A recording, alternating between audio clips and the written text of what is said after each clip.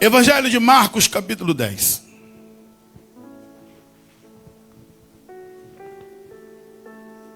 Verso 17.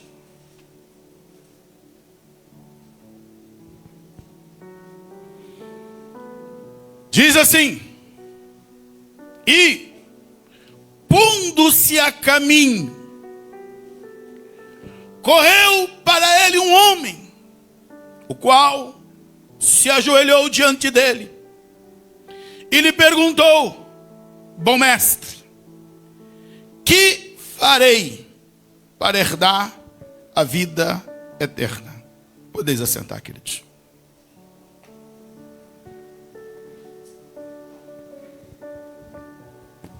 Quero hoje falar desse jovem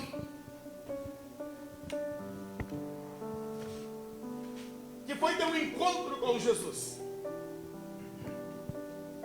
Jesus, ele chega em Jericó, passa por Jericó, já está no momento final do seu ministério.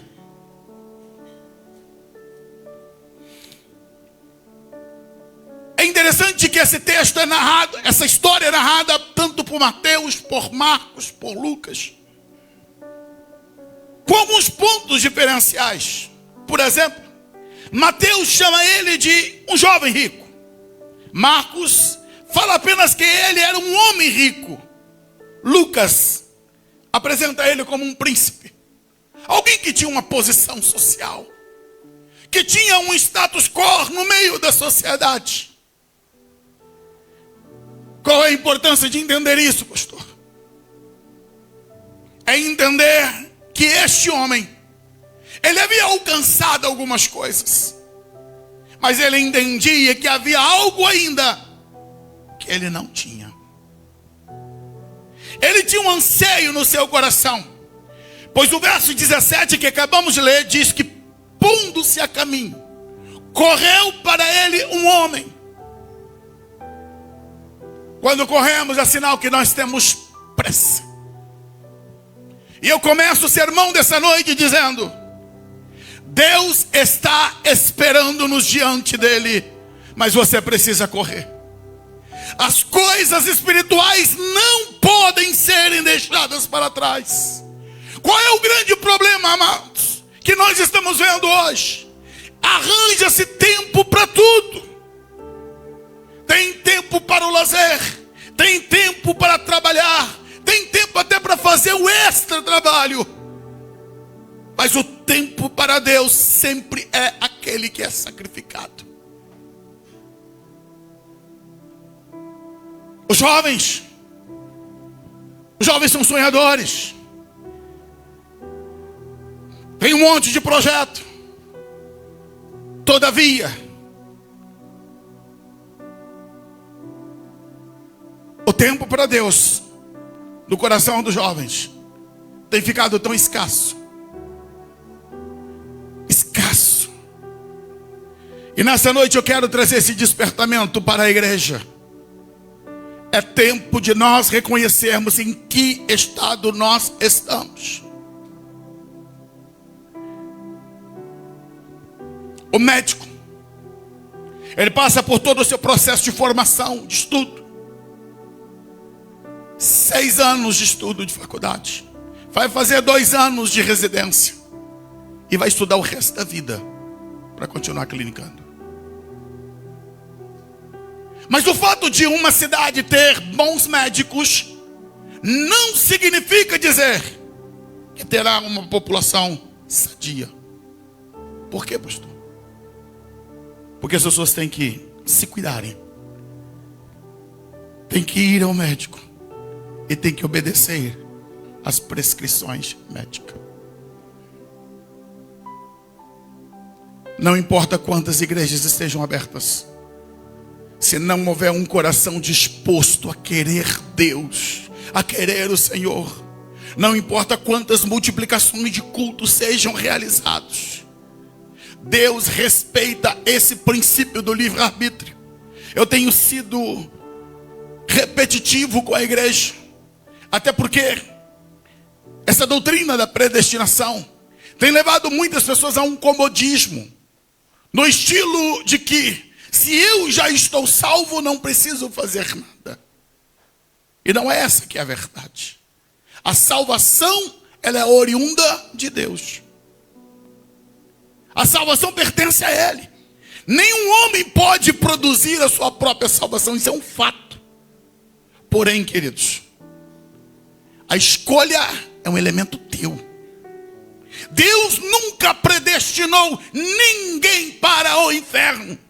Deus não predestinou ninguém para a perdição. A oferta salvífica é para todas as pessoas. Se alguém se perde, não é porque Deus mandou ele para a perdição, foi por causa das escolhas que ele fez. E hoje, Deus quer despertar teu coração. E eu começo dizendo aqui que esse homem, que era um príncipe, que era alguém rico, mas que também ainda era jovem. Então ele tem um status social de príncipe, alguém que tinha uma posição social.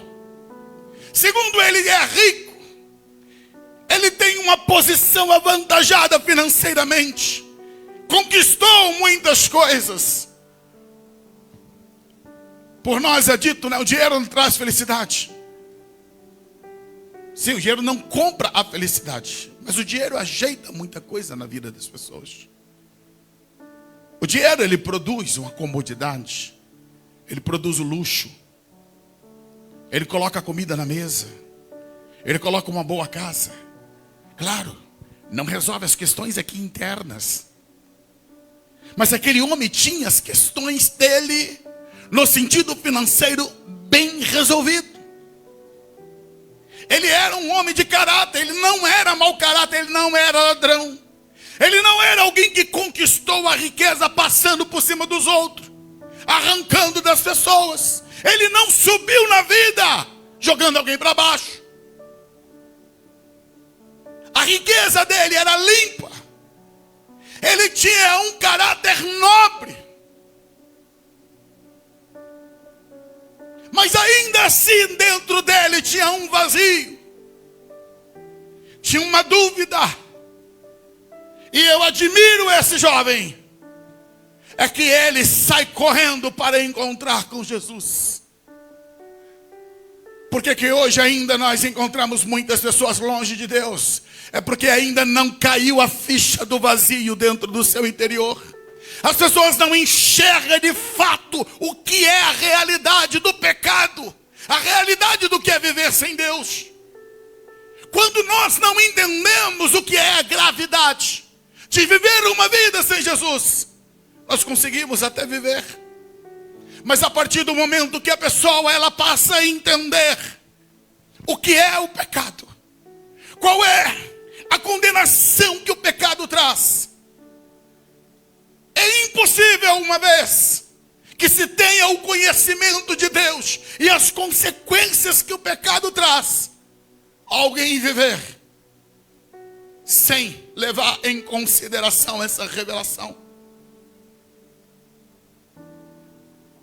A nossa responsabilidade como igreja é pregar a palavra genuína. Às vezes parece ser duro, mas não, queridos. Nenhum médico pode dizer para o paciente: olha, está tudo bem. Mas se ele está com um diagnóstico sério, grave, por mais doloroso que seja para um médico dizer, ele vai ter que dizer: olha, ou você faz o tratamento ou você morre. Ou você para com essa atividade ou você morre. E nós como pastores não podemos dizer para você que se você viver sem Jesus está tudo bem. Não está tudo bem. Você tem uma eternidade inteira, porque a morte não acaba a nossa existência. A morte só termina a vida corpórea. É só a matéria que termina. Mas dentro de nós há um espírito, há uma alma, que quando esse corpo tombar, ele vai ficar na terra. Mas a Bíblia diz que o espírito retorna para Deus. Crendo ou não crendo, sendo fiel a Deus ou ateu, todos os homens estão indo para a eternidade. E terão que se encontrar com Deus, terão que dar conta. E a Bíblia diz que abrir-se-á os livros, e eles serão julgados pelas coisas que estão escritas no livro. E o pior, todo aquele que não tiver o seu nome escrito no livro da vida, não entrará no céu. O livro da vida é o livro de registro daqueles que nasceram de novo. O teu nome foi inscrito num cartório quando o teu pai ou tua mãe foi até o cartório e disse: nasceu, é meu filho. O livro da vida é quando nós recebemos Jesus como nosso Senhor e Salvador. E aí vamos para o cartório de Deus, no livro de Deus. Está escrito o nosso nome. Nascemos no reino de Deus. Pertencemos ao reino de Deus.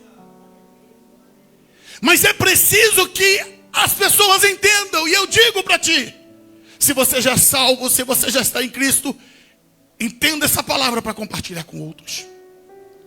Porque não basta apenas nós vivermos a palavra, nós temos que reparti-la. Esse homem entende que ele precisa, além do dinheiro, além da posição, ele precisa pensar e resolver essa questão da vida eterna. E ele corre, porque essas questões não dá para deixar para depois. Eu tenho dito e repito, você só tem o hoje. O amanhã não te pertence. O amanhã não está contigo.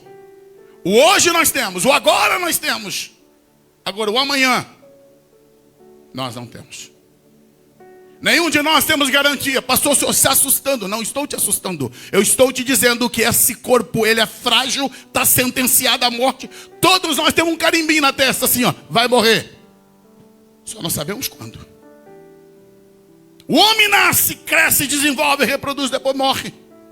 Isso é o ciclo da vida. Quem aqui tem mais de 200 anos? Não tem. Porque há um ciclo que se completa, que se fecha. Ah, então é só quando chega lá os 100 anos, pastor? Não. Morre com 10, com 20, com 30, com 40, com 50. Não tem data marcada. Ninguém sabe a data da sua morte. E é por isso que nós temos que estar pronto todos os dias. Alguma coisa ocorreu no coração desse jovem. Algo mexeu no seu interior, que levou ele a decidir a estar com Jesus, e ele sai correndo. Lembrando que dentro do ciclo judaico, uma pessoa de posição, ela não correria. E quando Lucas registra, Marcos aqui está registrando que ele corre, isso mostra que tinha que ter algo muito importante. Quando nós olhamos a parábola que Lucas também registra do pai do filho pródigo que sai correndo, não é normal correr. Seria uma quebra de uma ética. Mas por que aquele pai correu? Correu porque aquele filho estava morto. E ele encarava como um filho que reviveu. Esse menino corre agora porque ele entende que tem algo muito importante que ele precisa resolver. Tem um conflito dentro dele. A vida eterna. Quem nunca passou por isso? Quem sou eu? Para onde eu estou indo? O que vai acontecer comigo quando eu morrer? Quando eu fechar os meus olhos? Mas aí muitas pessoas dizem: pastor, eu não gosto nem de pensar nisso. Como assim? Pense nisso. Porque isso é sério. É você que decide. Teu pai e tua mãe te colocou no mundo. Mas essa questão de quando você vai, não é mais com eles. É contigo.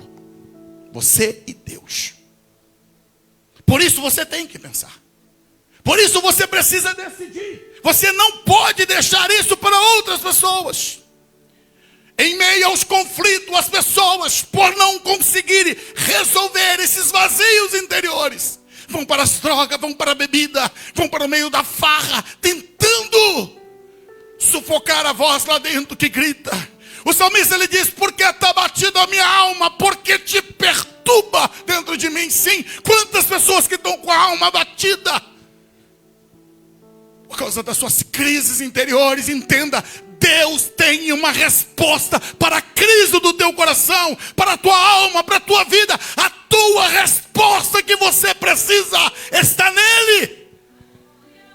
Mas é preciso que você se direcione a ele para se encontrar com ele. O assunto daquele jovem não era sobre herança. Ele não queria falar com Jesus sobre como ganhar mais dinheiro, de como prosperar, de como construir uma bela, uma linda família. Não. O assunto dele tratava de coisas eternas.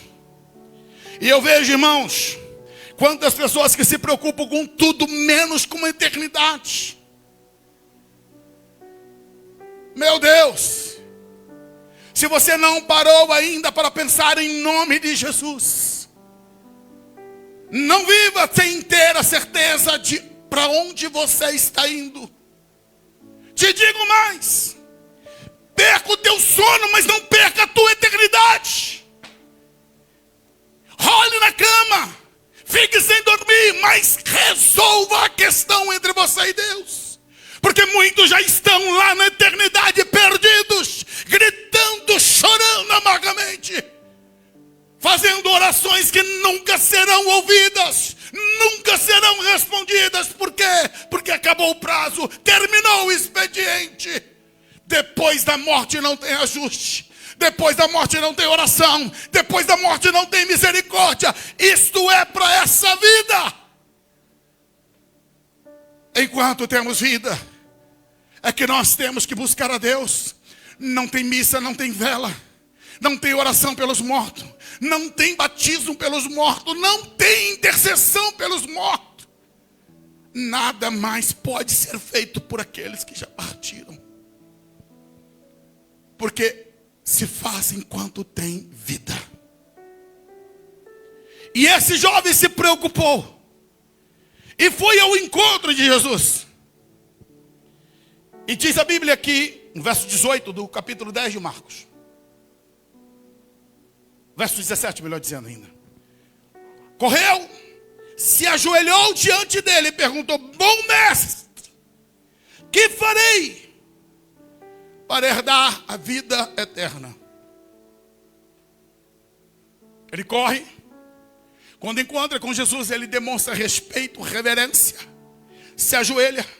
Jesus está cercado de pessoas. Se olharmos em um contexto próximo, Jesus está ali abençoando as crianças. E ele agora se ajoelha e se dirige a Jesus dizendo: bom mestre,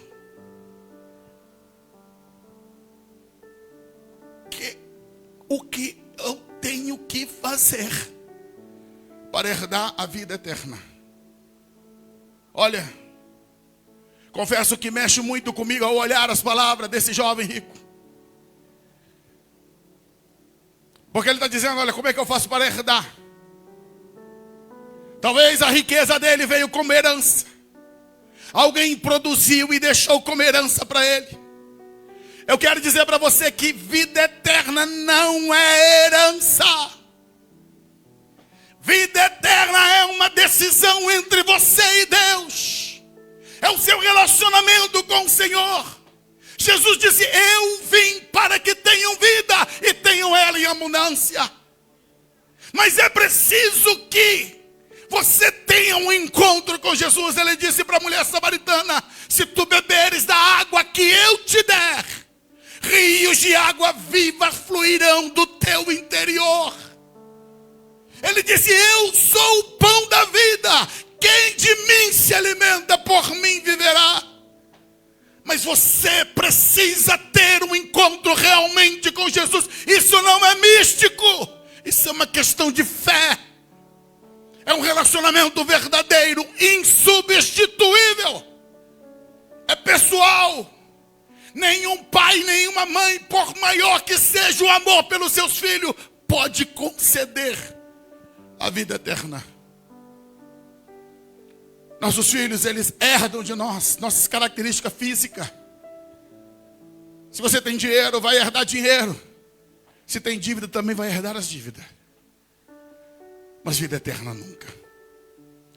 Isso não é transferível. E esse jovem está dizendo: bom mestre, como é que eu faço para herdar?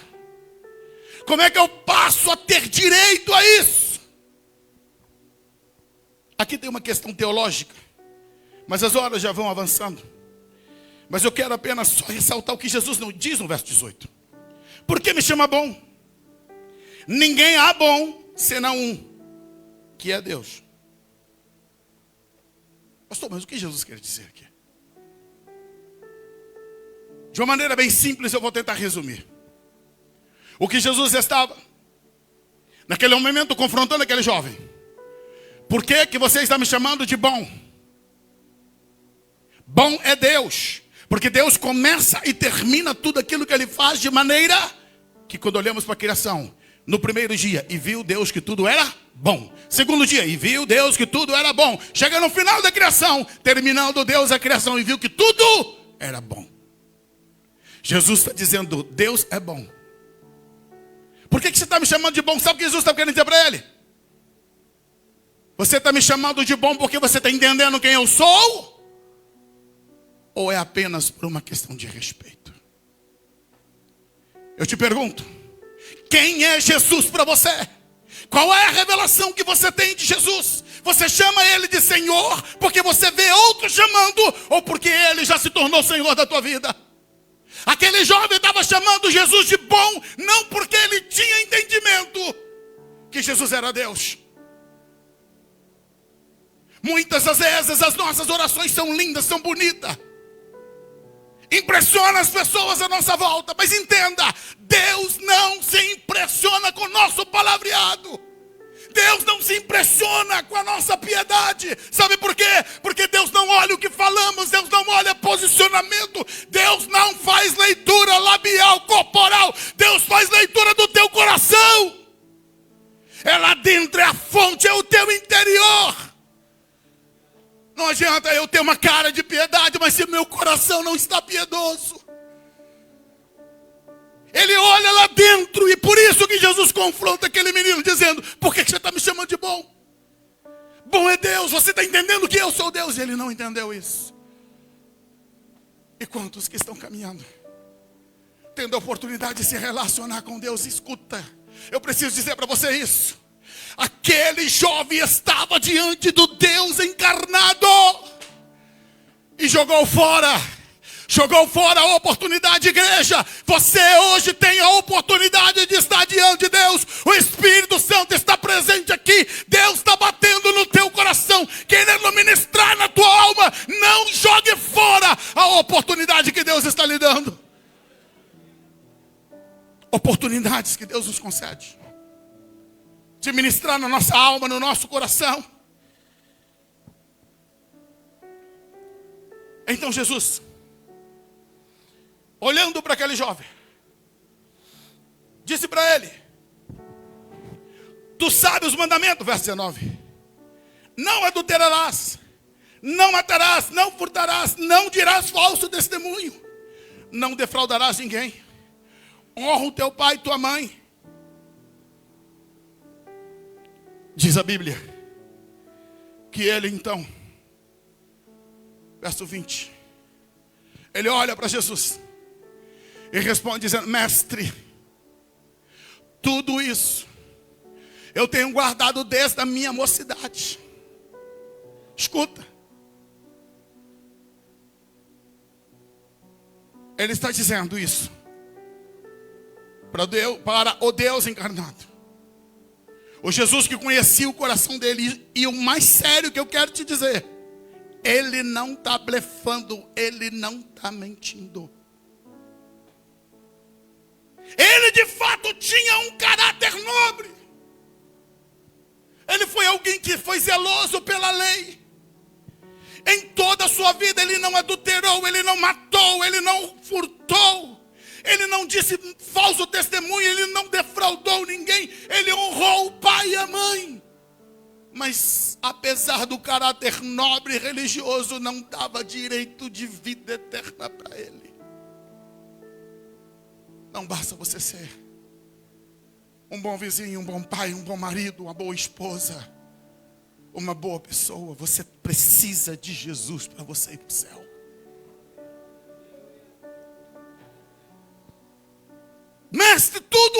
tenho feito desde a minha mocidade. O verso 21. E é aqui que eu quero dizer que é o âmago da mensagem hoje. E Jesus, olhando para ele, o que diz a Bíblia? Jesus o amou. E eu quero hoje questionar a você o que é que você entende como amor de Deus por você. Amor de Deus é dar tapinha nas suas costas e dizer que está tudo bem. Amor de Deus é encher você de bênçãos, de coisas. Ser amado por Deus significa apenas você viver uma vida sem problema, um mar de rosa. É isso que você entende como amor de Deus. Quando a doença não chega na tua casa, quando os seus negócios conseguem prosperar, tuas empresas vão bem, ou o seu trabalho onde você está, você consegue galgar áreas que você cresce, porque você consegue uma boa casa, porque você conseguiu um bom carro. É isso que você entende como amor de Deus, porque você tem uma bela família. Ei, em nome de Jesus, olha para esse texto, que você vai entender uma verdade profunda. O Deus que te ama quer confrontar você, para você ir para o céu. Jesus amou aquele jovem e disse: falta-te uma coisa, menino. Te falta uma coisa. E é interessante que Jesus não coloca para ele uma lista de coisas. Jesus está dizendo para ele: olha, te falta algo. Te falta uma coisa que te é inteiramente importante. Só uma coisa que te falta, garoto. Vai. Vende tudo quanto tens. Dá aos pobres. Terás um tesouro no céu. É interessante que as pessoas questionam, mas só lê a primeira parte. Jesus não mandou apenas ele ir lá, pegar os bens e doar para os pobres, não. Vem, toma a tua cruz e segue-me. Você vai vir me seguir. Pastor, mas quer dizer então que para seguir Jesus eu tenho que desfazer de todos os meus bens? Não. Isso aqui só é o teste. Era só uma prova para o coração dele. Algumas semanas atrás, eu ministrei uma palavra aqui sobre Abraão. Deus falou com Abraão: Abraão, dai-me o filho que tu amas. Eu te pergunto, Abraão sacrificou Isaac? Não. Deus só disse: eu quero. Mas na hora que Abraão colocou o menino em cima do altar e disse: Deus, entre eu e ti não existe nada que rompe a nossa relação. Eu amo meu filho, é a promessa, é a minha esperança, é a minha vida. Mas se o Senhor pediu, é teu. O que Deus disse? Não precisa, Abraão. Pode pegar o menino de volta. Pode voltar para casa. Você já provou que me ama, Abraão. Você já provou que me ama. O que Jesus está trabalhando agora com esse menino não é o dinheiro dele, porque Deus não precisa do teu dinheiro. Ele é o dono do ouro, ele é o dono da prata. Salmo capítulo 24, verso 1 diz: do Senhor é a terra, a sua plenitude, o mundo e todos aqueles que nele habitam. Tudo é dele. Jesus não queria o dinheiro daquele rapaz. Não queria o dinheiro dele, só queria colocar Deus como primazia do coração dele. Ele tinha um mamão. Ele tinha um Deus no coração dele que era o dinheiro. A riqueza. Jesus disse: ninguém pode servir a dois senhores. Ninguém pode servir a Deus e a mamão. E a riqueza era um Deus no coração daquele jovem. Diz a Bíblia que a fala de Jesus impactou ele. O verso 22 do capítulo 10 de Marcos diz: mas ele, pesaroso desta palavra, retirou-se triste, porque possuía muitas propriedades. Ô irmãos, por favor, olha para o texto. Vamos parafrasear e inverter o texto agora. Olha a questão. Porque ele possuía muitas propriedades, ele se retirou triste. É a primeira vez que eu vejo alguém estar triste porque tem dinheiro. É a primeira vez que eu vejo alguém que está triste porque tem muita propriedade. Mas é essa a realidade dele. Ele está triste porque o muito que ele tem, ele não quer perder e não quer abrir mão. A palavra de Jesus foi como uma flecha no seu coração. Atingiu lá o âmago onde ele não esperava. Ele tinha uma porta secreta dentro dele, trancada, fechada. Pois ele venerava um Deus, que era o dinheiro dentro do seu coração. Eu quero dizer para a igreja, se hoje Jesus estivesse frente a frente com você agora aí, na sua cadeira, o que ele diria que te falta? Uma, duas. Quantas coisas te faltam dentro de você na sua relação com Deus? O que está faltando entre você e ele? Entre Jesus e esse menino era só uma coisa. Era o senhorio no coração dele. E Jesus requereu isso. Mas o lastimoso é que esse menino, ele levanta triste e vai embora.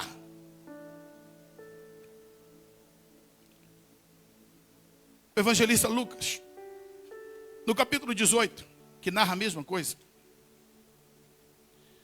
no verso 23, diz assim: e ele, ouvindo ele isso, ficou muito triste, porque era muito rico. Seu coração se encheu de tristeza.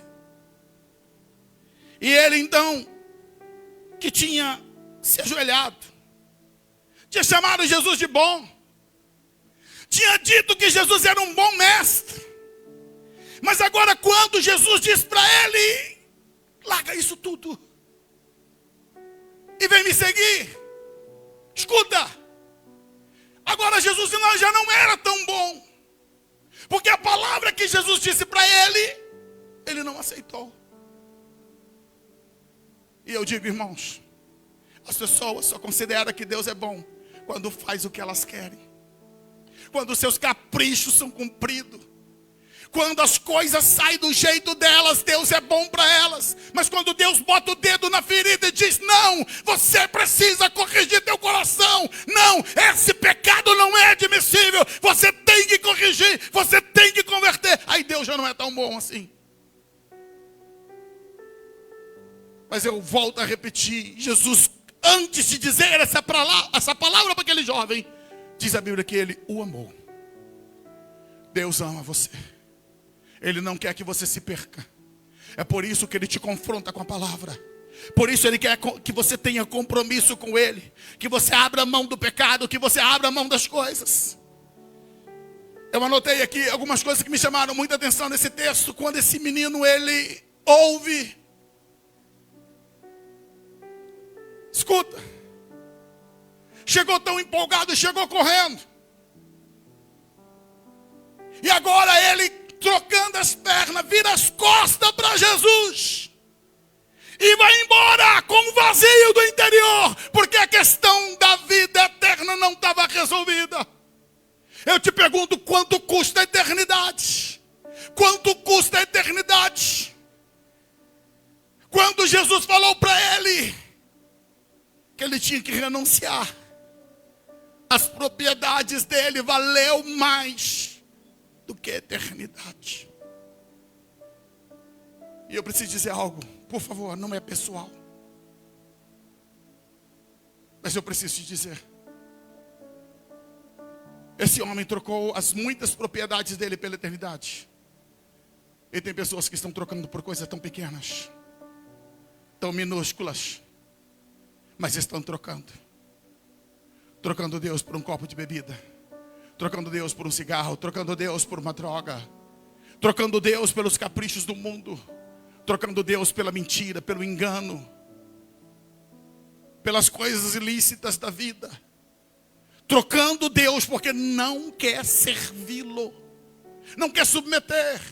Quantas pessoas que dizem: ah, pastor, eu quero curtir a vida, eu ainda sou novo, eu tenho muito que viver, depois eu vou para a igreja, depois eu me rendo a Deus. E a minha pergunta é: quem te garante que você vai ter esse tempo? Quem te garante que você conseguirá chegar?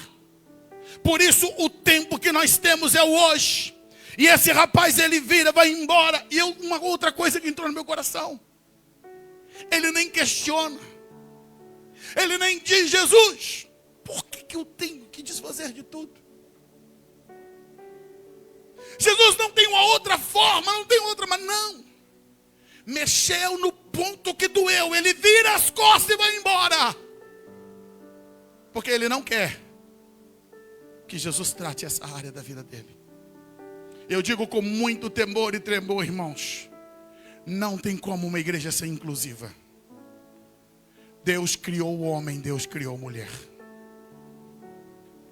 Não tem como, por mais que amamos os nossos entes queridos, por mais que amamos amigos, mas a igreja de Deus nunca poderá fazer um casamento entre dois homens. A igreja nunca poderá fazer um casamento entre duas mulheres. Respeitamos as pessoas, mas aquilo que é de Deus nós não podemos passar por cima da palavra. Jesus teria que dizer para essas pessoas: olha, vai lá, renuncia o teu pecado. E muitos às vezes saem entristecidos com o pastor, vai embora, bate o pé e diz: não, se é assim que é para servir a Deus, então eu não quero. Sim, mas você não vai ter a vida eterna. Para aquele jovem que foi embora para casa, Deus não era mais bom para ele. Sabe por que Deus não era bom? Porque Deus não fez o que ele queria. Irmãos, Deus não está aqui para satisfazer os nossos caprichos humanos. Somos nós que precisamos dele, somos nós que dependemos dele. Ai de nós se ele não estender a mão de misericórdia para nós. Escuta uma coisa: nós sem Deus não somos nada. Agora, Deus em nós, ele continua sendo Deus. Por isso reavalie o teu interior. Você é a igreja de Deus. Não troque o Senhor por coisinhas. Tenha compromisso com a palavra. Não abra mão da tua vida eterna. Não cometa essa loucura. Se coloca de pé.